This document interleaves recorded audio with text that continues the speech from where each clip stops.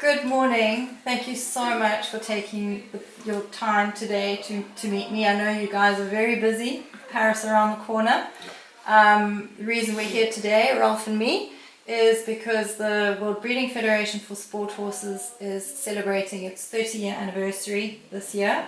The World Breeding Federation is a lot about the connection between breeding and sport, and what better example to come and speak to someone about the situation where breeding and sport are so closely connected.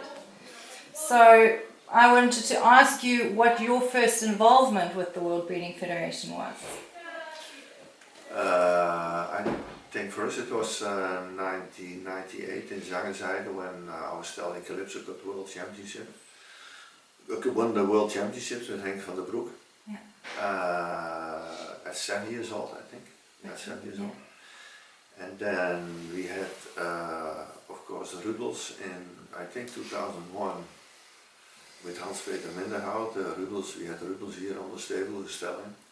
And we sold them to Renate Landa, and Hans-Peter rode the horse. And I was training the Rudels. And he got world champion as 5 years old, and I think this year later 6 years old as well.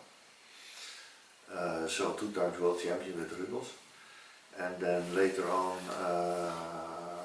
I think it was then Graaf Ledderdale and Glennedale who were placed with the 5 years old in 2016.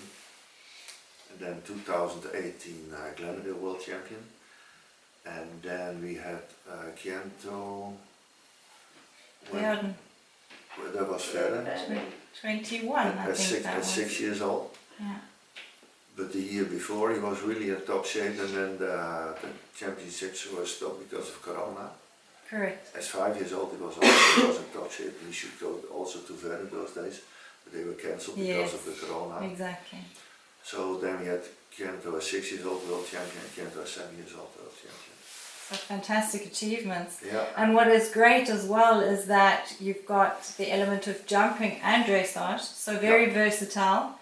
1998 was, I think, only the 3rd time that the World Breeding Championships had taken place in Lanaken. They started in 1995. Yeah. So yeah, your history goes way back with us. Yeah. What about you?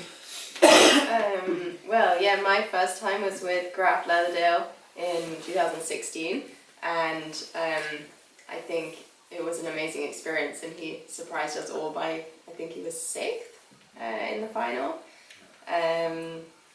And yeah, it was probably one of the biggest shows I'd ever ridden at the time, so it was very fun to do. Great. And then of course with Glennedale it was very special when he won the 7 years old 2 years later. And now going all the way to the Olympics. yeah, It's a fantastic achievement. You must be really excited. yeah. So obviously the life of a breeder, it's a special calling. It's not an easy life. It takes a lot of hours, blood, sweat, tears, emotional dedication. What excites you about breeding? Well, it's for me it's very fascinating.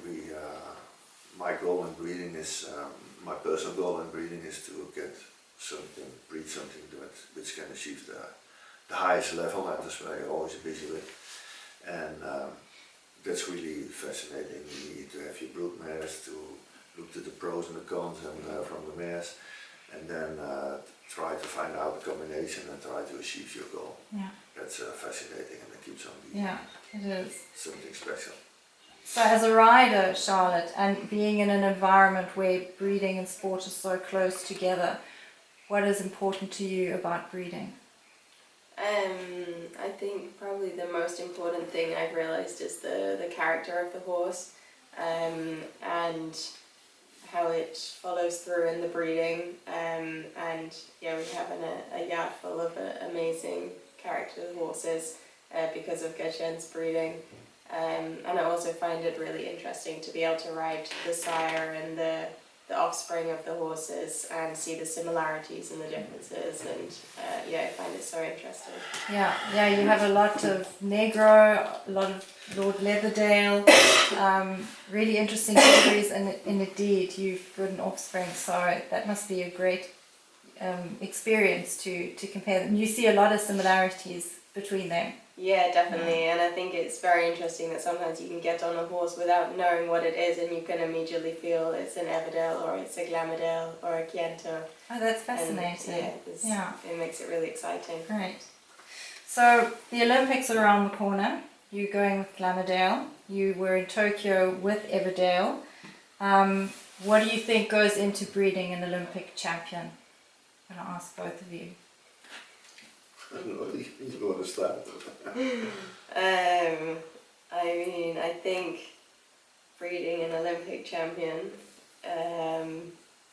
it's, of course they need 3 good paces, they need a very good mind, and they need to have that extra kind of showmanship when they go in the arena, the show off that Glamourdale and Everdale are having.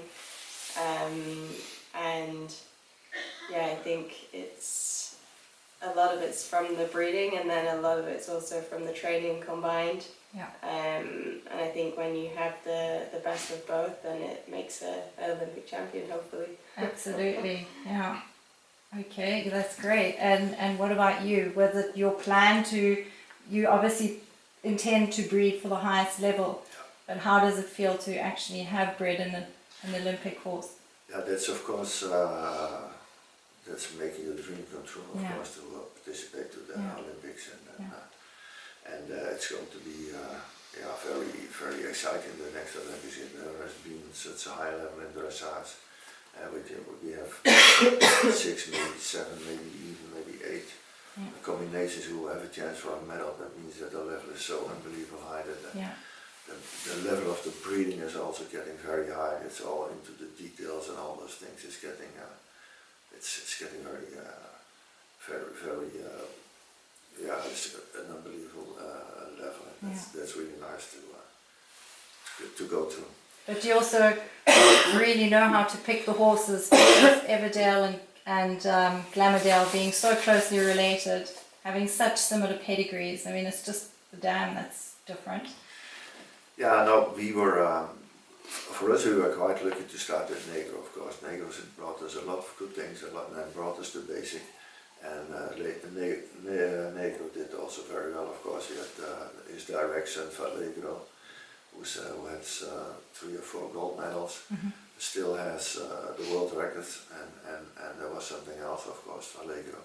And then we built it on that with Lord Lauderdale. And it's nice to see things changing now into reality and really making dreams come true. Yeah, and Negro, of course, being placed 15th as dressage sire in the world last year in the sire rankings of the World Breeding Federation. So really a wonderful achievement. The breeding landscape has obviously changed a lot over recent years, and there's been new reproductive techniques coming out.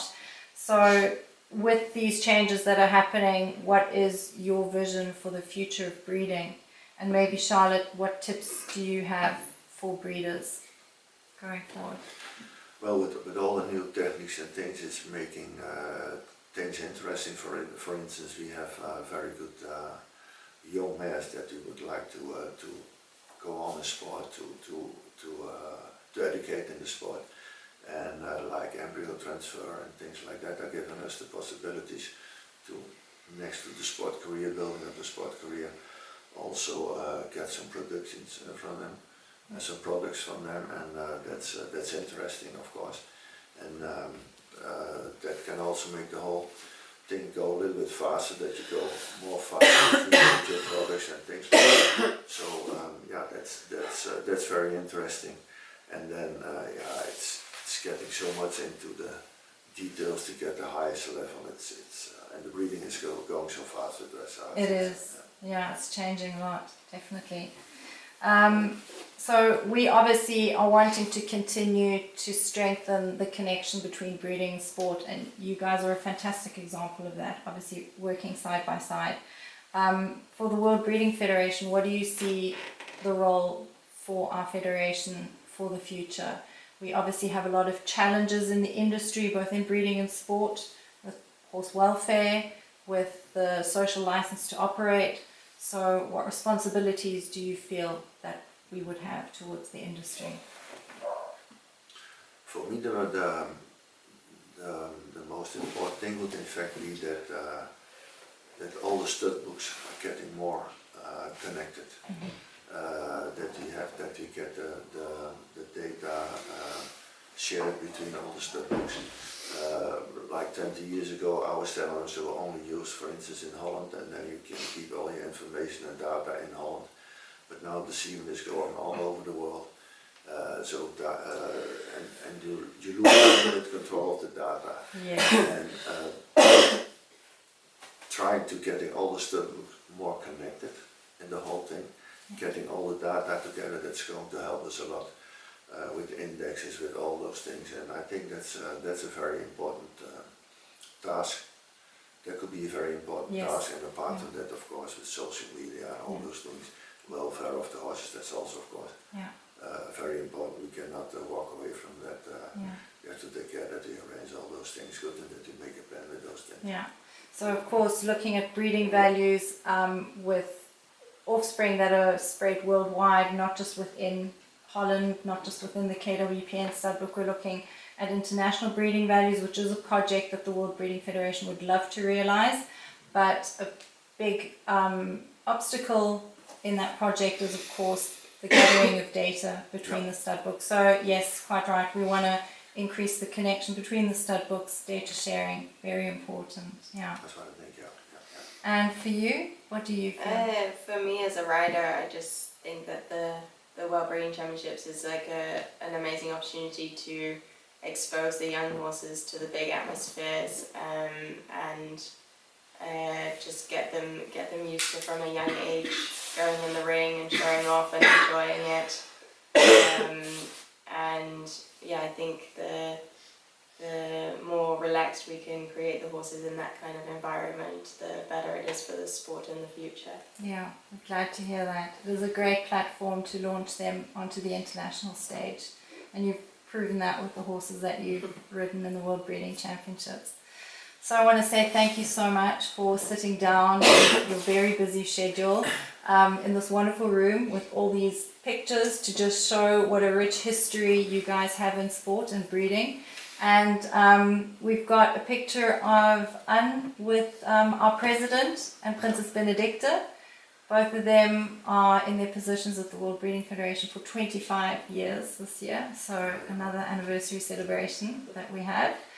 I want to thank you very much and also wish you the best of luck at the Olympics. We will be watching, we will be holding thumbs for you, and yeah, thank you so much. Very Thank welcome. you.